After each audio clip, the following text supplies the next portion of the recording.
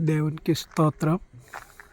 నేను గుట్టమీది రిబ్కా రాములు అనబడే రాములను సీయోను కొండ ఫౌండర్ను.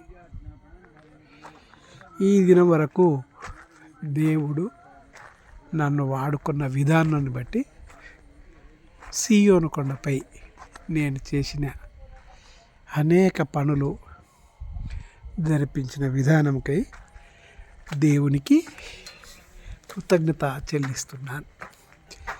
ఈరోజు సీయోను కొండపై మందిర నిర్మాణము పనులు పూర్తి అయినాయి. చిన్న మందిరం మొట్టమొదలు ప్రార్థన చేయటకు కూడా లేని స్థితిలో కొండపైకి వచ్చిన భక్తులు అనేకులు